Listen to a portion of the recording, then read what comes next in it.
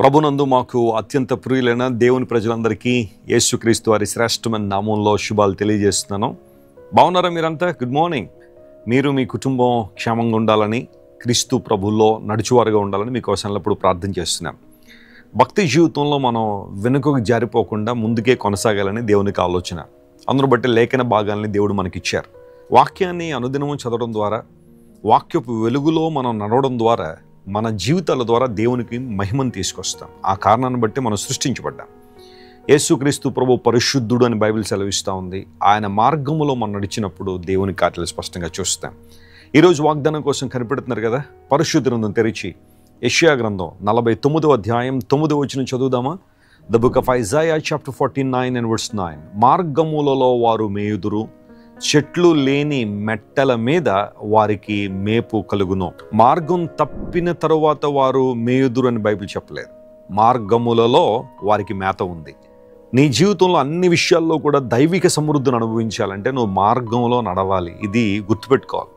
నీ ఇష్టానుసారం తిరిగితే దేవుని యొక్క ప్రొవిజన్ నువ్వు చూడలే. నీ ఇష్టానుసారం బ్రతకడం ద్వారా దేవుని చిత్తం నీ జీవితంలో నెరవేర్చబడదు.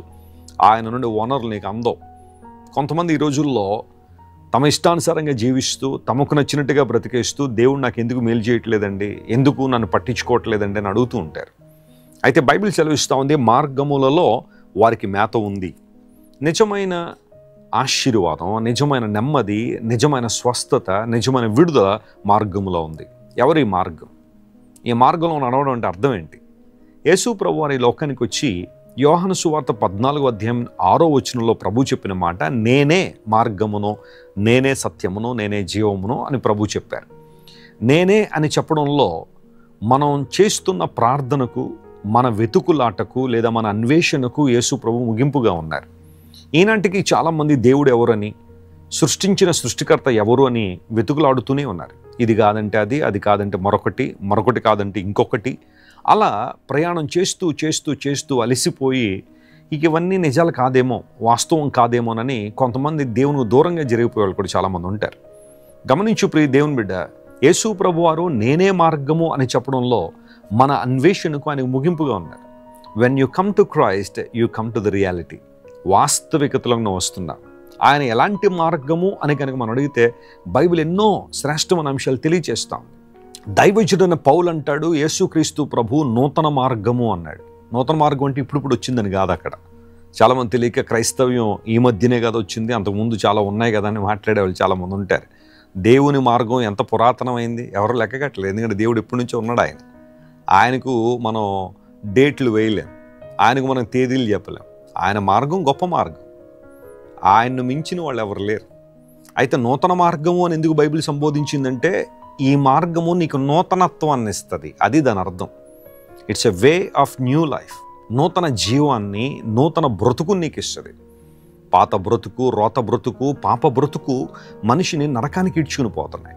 కానీ యేసు ప్రభు వారి లోకానికి వచ్చి నూతన మార్గంలో మనం ప్రతిష్ఠించడం ద్వారా మన అలవాట్లు, మన యొక్క కట్టుబాట్లు, మన యొక్క ఆలోచనలు, మన ఉద్దేశాలు, మన యోచనలు, మన యొక్క బిహేవియర్, స్వభావంలో మార్పును తీసుకురావాలని దేవుడు ఆశిస్తున్నాడు. నువ్వు ఇంకా పాత రోత జీవితంలో ఉండిపోయావా, క్రీస్తు ప్రభువులో నూతనత్వంలోకి వచ్చావా పరీక్షించుకోవాలి. పౌలు భక్తుడు అంటాడు, ఎవరైనా క్రీస్తునందు ఉంటే వారు నూతన సృష్టి, పాతవి గతించును, సమస్తము నూతనమాయనని. నీ ఆలోచనలో మార్పు వస్తుంది. ఓ దైవజనుడు పాట రాశాడు, మనస్సును మార్చలేని మతాలెన్ని ఉన్నా, ఆత్మశుద్ధి లేని ఆచారాలెన్నున్నా ఉపయోగం ఏముంది? ఎన్నో మతాలు ఆచరిస్తున్నావు, ఎన్నో మతాల్లో నువ్వు సభ్యత్వాన్ని తీసుకుంటున్నావు, కానీ నీ మనసు మారలేదు. ఏంటి ఉపయోగం? ఆత్మశుద్ధి లేదు, హృదయ శుద్ధి లేదు, కానీ ఎన్నో ఆచారాలు ఆచరిస్తున్నావు. ఉదయం లేచిందని రాత్రి పడుకునేదాకా కర్మకాండలు, పూజా పునస్కారాలు, వ్రతాలు, జపాలు, ఆచారాలు ఎన్నో ఆచరిస్తున్నావు, కానీ సాటి వ్యక్తిని వ్యక్తిగా చూడలేకపోతున్నావు, సాటి మనిషిని మనిషిగా చూడలేకపోతున్నావు. కుల గర్వం, మత గర్వం, డబ్బు ఉందనే గర్వం, అందం లేదా సొగసు ఉందనే గర్వం, చదువు ఉందనే గర్వం, పొజిషన్ బట్టి గర్వం, సాటి మనిషిని మనిషిగా చూడలేని దౌర్భాగ్యస్తులో ఉంటూ నేను ఎంతో భక్తి చేసేస్తున్నాను అనుకుంటే నువ్వు ఎవరిని మెప్పిస్తున్నావు? కేవలం మనుషుల్నే మెప్పిస్తున్నావు కదా, సమాజాన్నే మెప్పిస్తున్నావు, కానీ దేవుడిని మెప్పించట్లేదు. నిజమైన దేవుడు నీ నుండి కోరుతుంది వినయాన్ని, విధేయతను కోరుతున్నాడు ఆయన. అలాంటి అనుభవంలోకి నువ్వు రావాలంటే క్రీస్తు ప్రభుని హృదయం చేర్చుకోవాలి. దేవుడు ఎక్కడ ఉంటాడు? కొండల్లో ఉంటాడు అనుకుంటారు కొంతమంది, కష్టపడి ఎక్కుతూ ఉంటారు. దేవుడు ఎక్కడున్నాడు? ఎక్కడో గుడుల్లో ఉన్నాడు అనుకుంటారు.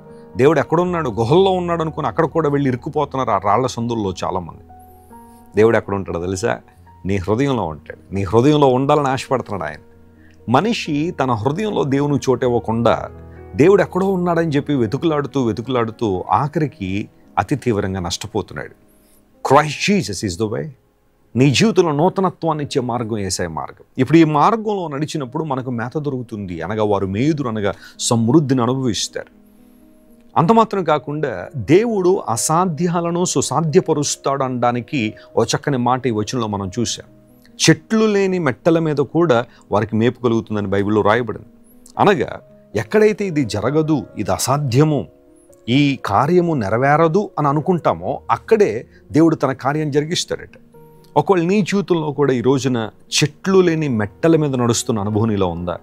ఎటు చూసిన డ్రైనెస్, ఎటు చూసిన బ్యారన్నెస్, ఎటు చూసినా ఇక నా జీవితంలో ఏమీ లేదండి వెస్లీ గారు, అంతా అయిపోయిందండి, ఆశ లేదు, కోరికలు నెరవేర్చబడే మార్గం లేదు, నా జీవితంలో నిరాశ, వైఫల్యము, నైరాశ్యము నన్ను కమ్మేసింది, కష్టాలు కారు మబ్బుల్లా కమ్మేశాయని ఒకవేళ నువ్వు బాధపడుతుంటే దేవుడు మాట్లాడుతున్నాడు, ఆయనకు అసాధ్యమైనది ఏదైనా ఉందా?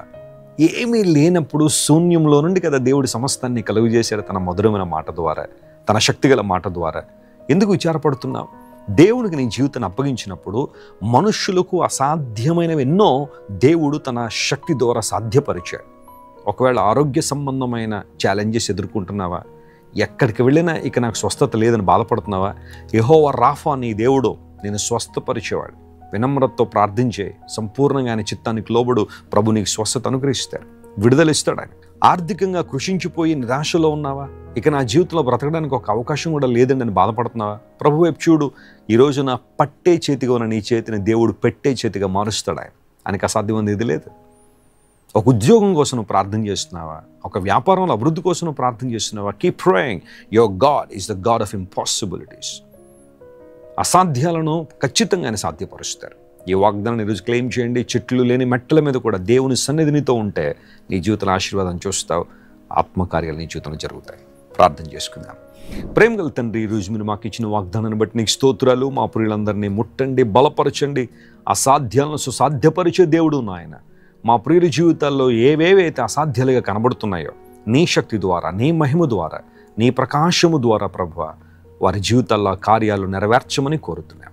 అనారోగ్యంతున్న వారికి స్వస్థతనివ్వండి, విడుదల లేని వారికి విడుదల ఇవ్వండి, ఆర్థిక సంబంధ ఇబ్బందులు ఉన్న వారిని లేవనెత్తి నీ మహిమతో నింపండి.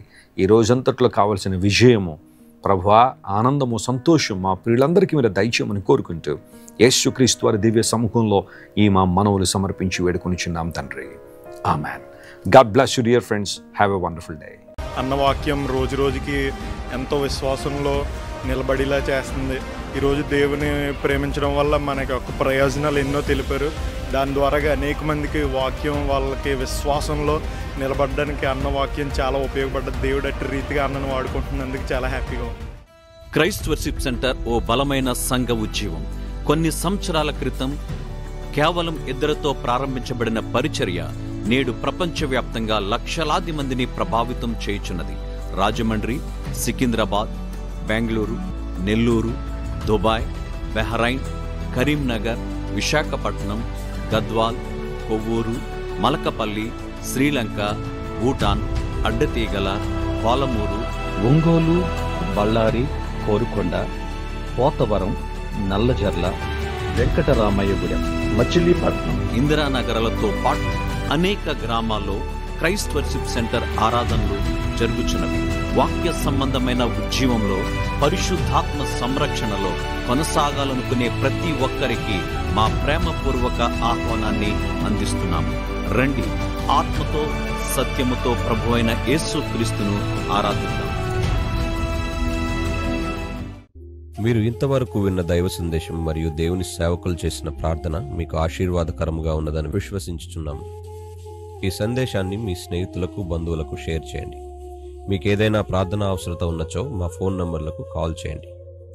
దేవుడు మిమ్మల్ని ప్రేరేపిస్తే విశ్వాసంతో సాగుచున్న ఈ పరిచర్యను ప్రోత్సహించండి.